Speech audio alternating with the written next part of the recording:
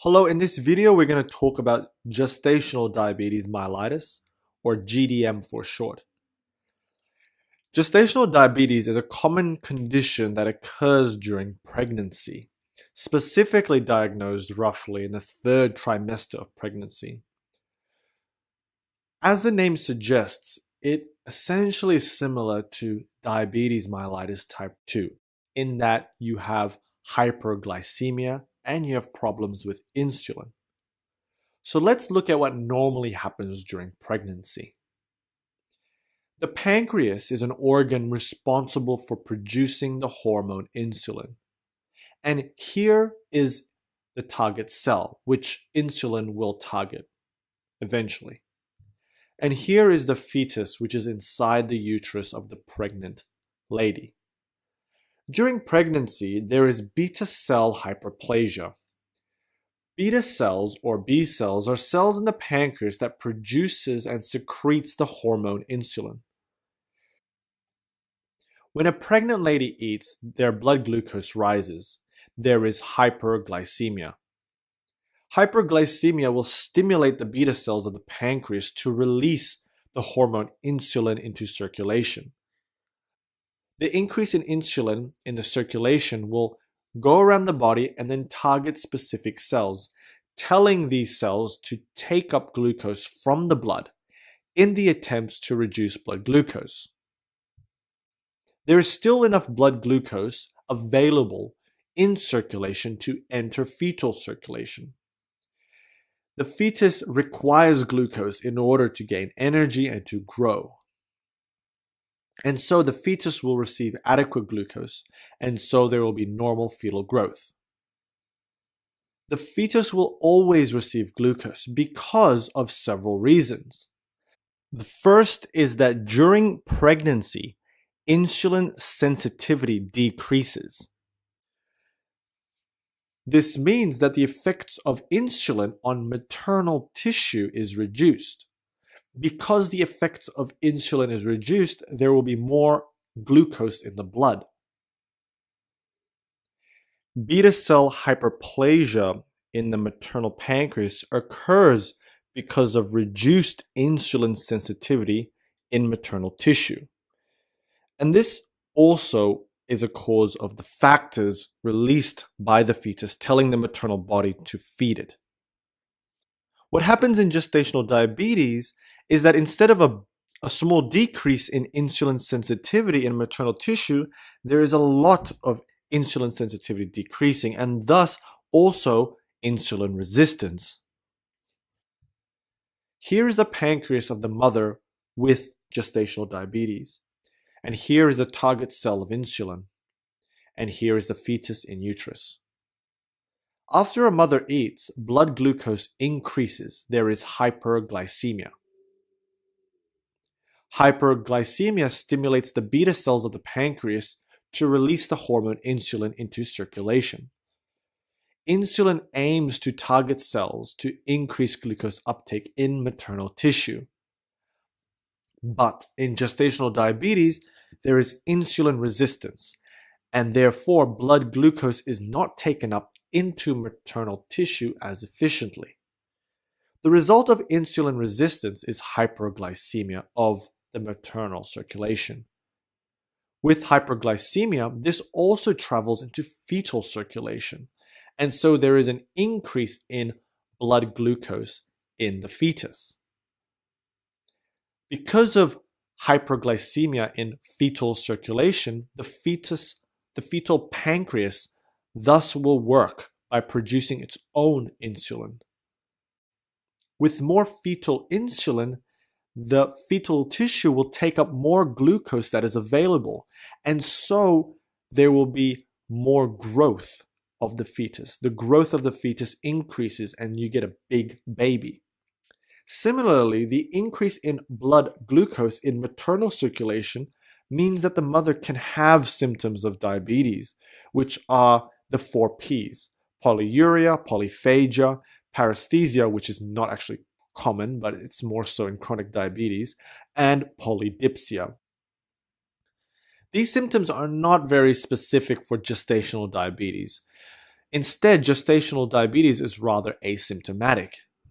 The reason for a big decrease in insulin sensitivity and the development of insulin resistance in gestational diabetes is thought to be because of the placenta producing hormones such as growth hormones, CRH, and placental lactogen. Placental hormones cause a decrease in insulin sensitivity to try to tell the mother to feed it with more glucose. Risk factors for gestational diabetes mellitus include a pregnant lady's age greater than 35 years old, obesity, family history of GDM, polycystic ovarian syndrome, certain ethnic groups, including Southeast Asians, and also having a previous history of GDM. The diagnosis of gestational diabetes is actually done during screening at 24 to 28 weeks, roughly, gestation. And this is done with a fasting blood glucose or with the oral glucose tolerance test. A fasting blood glucose is measured between weeks 24 to 28 weeks. A fasting blood glucose of greater than 5.1 millimoles per liter can help diagnose GDM. The diagnosis of GDM can also be done with an oral glucose tolerance test. If blood glucose is greater than 10 millimoles per liter after 1 hour of taking oral glucose, or greater than 8.5 millimoles a liter after 2 hours of taking oral glucose. These values normally should be lower because insulin should be lowering blood glucose. But with insulin resistance or sensitivity, blood glucose takes a lot longer to go down after eating glucose. On a side note, diagnosing diabetes is different. What I mean is diagnosing diabetes type 2 in non-pregnant women. You can think of diagnosing diabetes type 2 as the 7-11 rule. 7-11 rule meaning a fasting glucose greater than 7 millimoles per liter or a random blood glucose greater than 11 millimoles per liter with symptoms of diabetes can help with the diagnosis of diabetes type 2. The complications of gestational diabetes can be divided into maternal complications, fetal complications, and infant complications. Maternal complications or mother complications of gestational diabetes include hypertensive disorders, increased risk of infection, cesarean section. There's a 50% risk of developing future diabetes type 2. A maternal complication can also be a treatment complication where you get insulin-related hypoglycemia.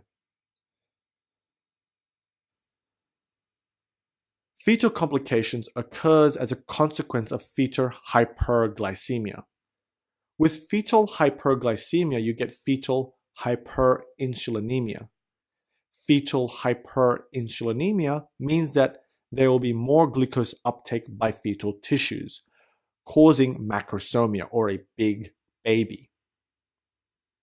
Fetal hyperglycemia means fetal osmotic diuresis occurs, which means that the fetus will pee more because of the diuretic effects of glucose. Because the fetus pees more fluid will be within the amniotic sac, causing polyhydramnios. Fetal hyperglycemia may lead to congenital abnormalities and even stillbirth. Infant complications or baby complications tend to occur during delivery or right after delivery. And this is because the fetus is larger than normal. There is macrosomia. And thus birth trauma can occur. And this can be trauma to the baby or to the mother's genital tract. After delivery, the fetus will not receive any more glucose from the mother because the umbilical cord is clamped. Keep in mind that there is still fetal hyperinsulinemia present, and this means that glucose will be taken up still. But With no more supply of glucose in the baby, this means that there is hypoglycemia. Later, after delivery, the baby will also have subsequent hyperbilirubinemia, hypocalcemia, and increased risk of respiratory distress syndrome, which is a respiratory problem which is manageable. There's also a long-term risk of the baby developing childhood obesity. The management of gestational diabetes can be divided into managing the pregnancy itself and managing the baby after delivery. The maternal management or pregnancy management involves a multidisciplinary team where the obstetrician plays a vital role, as a woman with gestational diabetes is a high-risk patient. The management first line is diet and exercise. Use of diabetic medications, including metformin, can also be used. If this fails, or if the mother prefers, insulin injections can be used. During this period of managing gestational diabetes, which again is diagnosed roughly between 24 to 28 weeks, which is a screening process, the pregnant woman needs to continuously monitor their blood glucose with a finger prick test, for example, at least 4 times a day. Further, it is important to monitor the fetus inside the uterus using an ultrasound to detect any anatomical changes, to check for fetal size, to check for fetal blood flow, and also checking the fetal heart rate. The management of the baby occurs postpartum after delivery and includes oxygenation because of the risk of respiratory distress syndrome. Because the baby is also in hypoglycemia, there can be also administration of dextrose. It is finally also important to monitor the bilirubin levels, the glucose levels continuously, and also the calcium levels.